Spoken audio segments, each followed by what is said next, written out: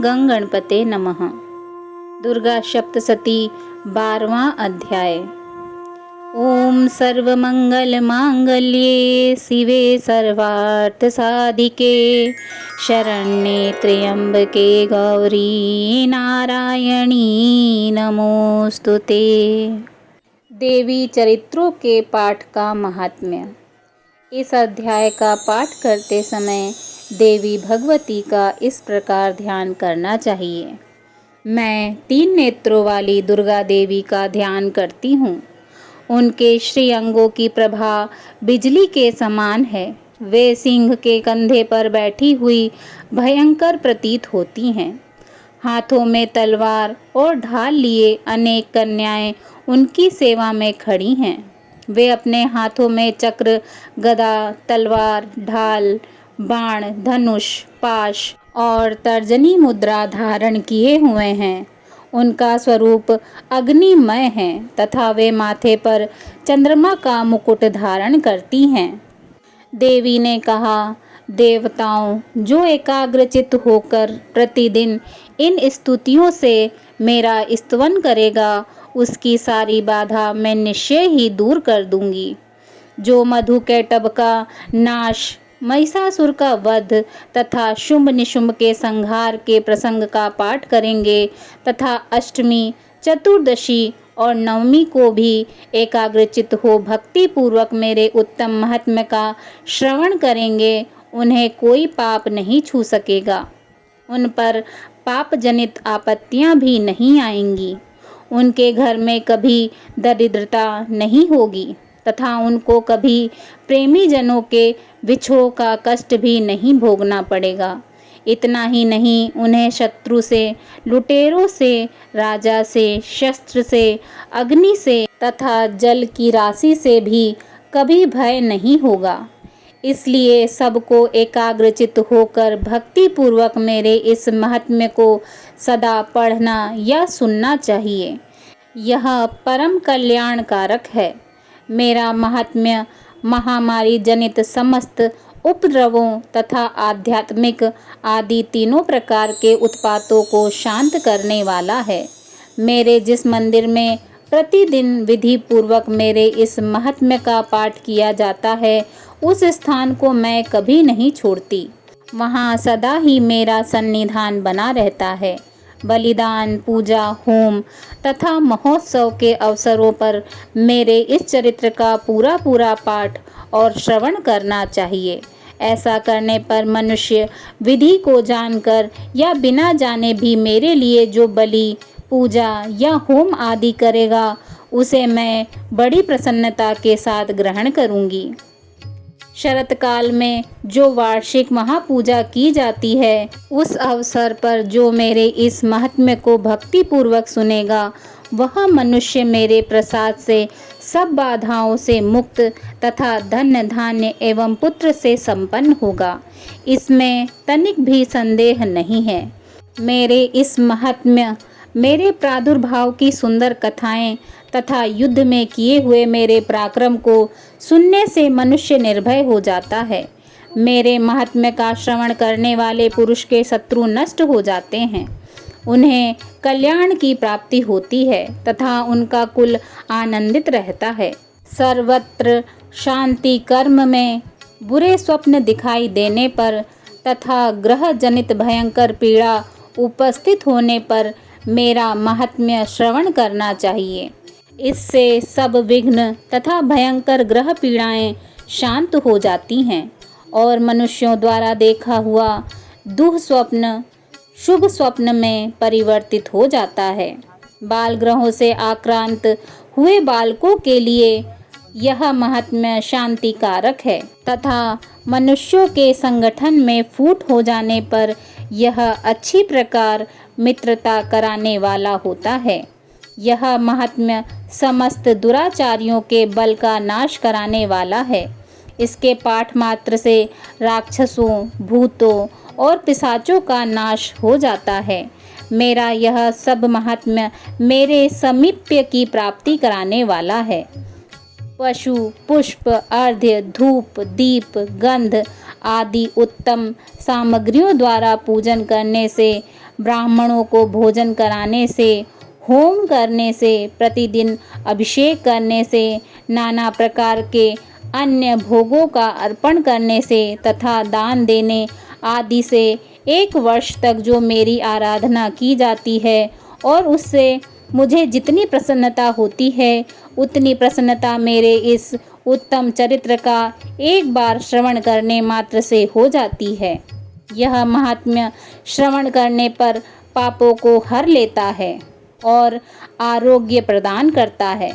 मेरे प्रादुर्भाव का कीर्तन समस्त भूतों से रक्षा करता है तथा मेरा युद्ध विषयक चरित्र दुष्ट दैत्यों का संहार करने वाला है। इसके श्रवण करने पर मनुष्यों को शत्रु का भय नहीं रहता। देवताओं, तुमने और ब्रह्म ऋषियों ने जो मेरी स्तुतियाँ की हैं तथा ब्रह्मा जी ने जो स्तुतियाँ की हैं वे सभी कल्याणमयी बुद्धि प्रदान करती हैं। वन में, सूने मार्ग में अथवा दवानल से घिरे जाने पर, निर्जन स्थान में, लुटेरों के दाव में पड़ जाने पर या शत्रुओं से पकड़े जाने पर अथवा जंगल में सिंह, व्याघ्र या जंगली हाथियों के पीछा करने पर, कुपित राजा के आदेश से वध या बंधन के स्थान में ले जाने पर अथवा महासागर में नाव पर बैठने के बाद भारी तूफान से नाव के डगमग होने पर और अत्यंत भयंकर युद्ध में शस्त्रों का प्रहार होने पर अथवा वेदना से पीड़ित होने पर, किंबहुना सभी भयानक बाधाओं के उपस्थित होने पर जो मेरे इस चरित्र का स्मरण करता है वह मनुष्य संकट से मुक्त हो जाता है। मेरे प्रभाव से सिंह आदि हिंसक जंतु नष्ट हो जाते हैं तथा लुटेरे और शत्रु भी मेरे चरित्र का स्मरण करने वाले पुरुष से दूर भागते हैं। ऋषि कहते हैं, यूँ कहकर प्रचंड पराक्रम वाली भगवती चंडिका सब देवताओं के देखते देखते वहीं अंतर्ध्यान हो गई। फिर समस्त देवता भी शत्रुओं के मारे जाने से निर्भय हो पहले की भांति यज्ञ भाग का उपभोग करते हुए अपने अपने अधिकार का पालन करने लगे। संसार का विध्वंस करने वाले महाभयंकर अतुल पराक्रमी देवशत्रु शुंभ तथा महाबली निशुंभ के युद्ध में देवी द्वारा मारे जाने पर शेष दैत्य पाताल लोक में चले आए। राजन, इस प्रकार भगवती अंबिका देवी नित्य होती हुई भी पुनः पुनः प्रकट होकर जगत की रक्षा करती हैं। वे ही इस विश्व को मोहित करती हैं। वे ही जगत को जन्म देती तथा वे ही प्रार्थना करने पर संतुष्ट हो विज्ञान एवं समृद्धि प्रदान करती हैं। राजन, महाप्रलय के समय महामारी का स्वरूप धारण करने वाली वे महाकाली ही इस समस्त ब्रह्मांड में व्याप्त हैं। वे ही समय समय पर महामारी होती और वे ही स्वयं अजन्मा होती हुई भी सृष्टि के रूप में प्रकट होती हैं। वे सनातनी देवी ही समयानुसार संपूर्ण भूतों की रक्षा करती हैं।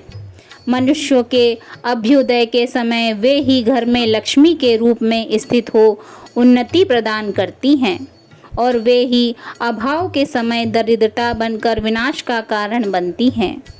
पुष्प, धूप, गंध आदि से पूजन करके उनकी स्तुति करने पर वे धन, पुत्र, धार्मिक बुद्धि तथा उत्तम गति प्रदान करती हैं। इस प्रकार श्री मार्कंडेय पुराण में सर्वाणिक मनवंतर की कथा के अंतर्गत देवी महात्म्य में फल स्तुति नामक 12वां अध्याय पूरा हुआ। बोलिए जगत जननी जगदम्बा की जय। दुर्गा सप्तशती 13वां अध्याय। सूरत और वैश्य को देवी का वरदान। इस अध्याय का पाठ करते समय देवी भगवती का इस प्रकार ध्यान करना चाहिए। जो उदय काल में सूर्यमंडल की सी कांति धारण करने वाली हैं, जिनकी 4 भुजाएं और 3 नेत्र हैं तथा जो अपने हाथों में पाश, अंकुश, वर एवं अभय की मुद्रा धारण किए रहती हैं, उन शिवा देवी का मैं ध्यान करती हूँ। ऋषि कहते हैं, राजन, इस प्रकार मैंने तुमसे देवी के उत्तम महात्म्य का वर्णन किया। जो इस जगत को धारण करती हैं उन देवी का ऐसा ही प्रभाव है। वे ही ज्ञान उत्पन्न करती हैं। भगवान विष्णु की माया स्वरूपा उन भगवती के द्वारा ही तुम ये वैश्य तथा अन्य विवेकी जन मोहित होते हैं, मोहित हुए हैं तथा आगे भी मोहित होंगे। महाराज, तुम उन्हीं परमेश्वरी की शरण में जाओ।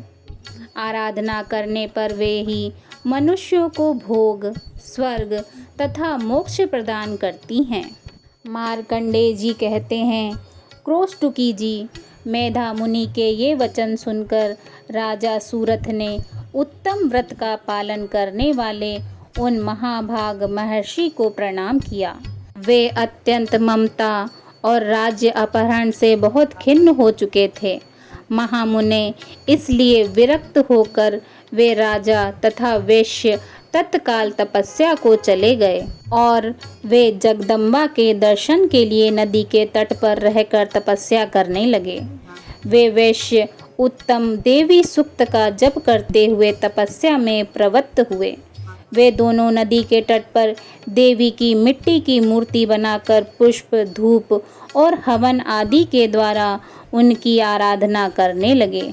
उन्होंने पहले तो आहार को धीरे धीरे कम किया, फिर बिल्कुल निराहार रहकर देवी में ही मन लगाए एकाग्रता पूर्वक उनका चिंतन आरंभ किया। वे दोनों अपने शरीर के रक्त से प्रोक्षित बलि देते हुए लगातार 3 वर्ष तक संयम पूर्वक आराधना करते रहे। इस पर प्रसन्न होकर जगत को धारण करने वाली चंडिका देवी ने प्रत्यक्ष दर्शन देकर कहा।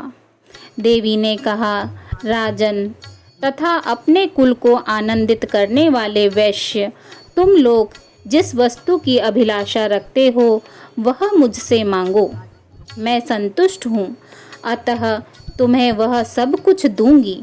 मार्कंडेय जी कहते हैं, तब राजा ने दूसरे जन्म में नष्ट न होने वाला राज्य मांगा तथा इस जन्म में भी शत्रुओं की सेना को बलपूर्वक नष्ट करके पुनः अपना राज्य प्राप्त कर लेने का वरदान मांगा।